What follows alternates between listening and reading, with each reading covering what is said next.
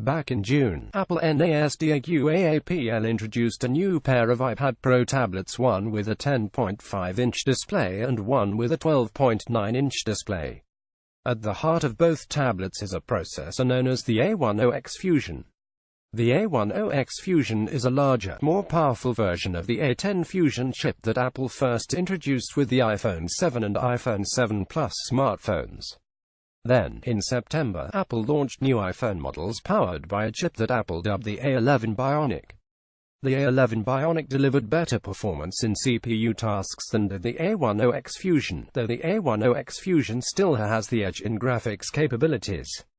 Image source Apple. From a marketing perspective, though, the iPads appear to have dated technology, since the respective nomenclatures indicate that the chips inside of the latest iPhones are a generation ahead of those found inside of the latest iPads. The situation also doesn't seem like it's set to get better anytime soon. According to a recent report in Bloomberg, Apple apparently isn't planning to release an updated iPad Pro until sometime in the second half of 2018.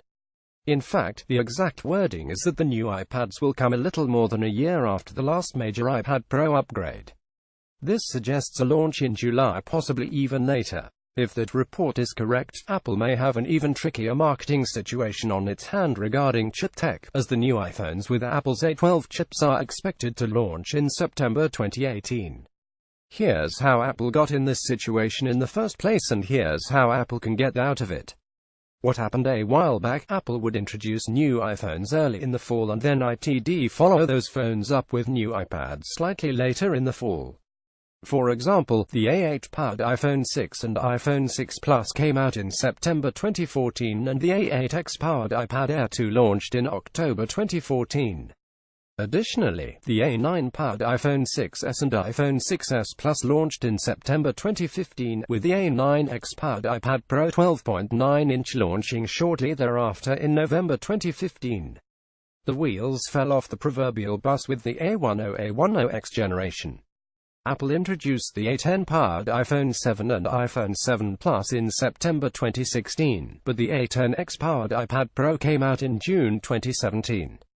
Image source Apple. The A10 chip was built using a thinner 16nm manufacturing technology, but the A10X was manufactured using a newer and more advanced 10nm manufacturing technology.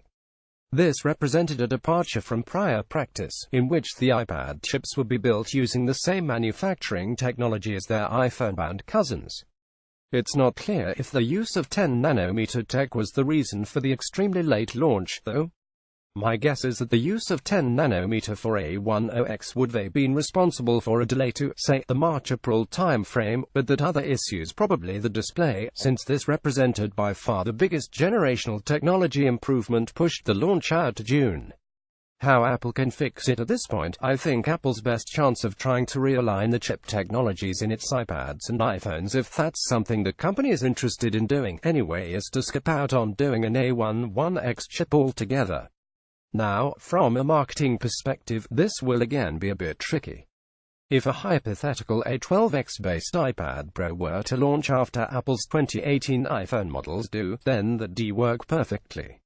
However, since Apple's iPhone is by far its most important product line, launching an A12X-based iPad in, say, July or August, before an A12-powered iPhone hits the market, is a no-go.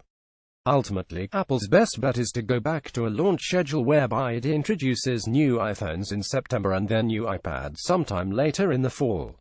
Otherwise, Apple risks having its iPad seem as though they are perpetually powered by out-of-date chip technology.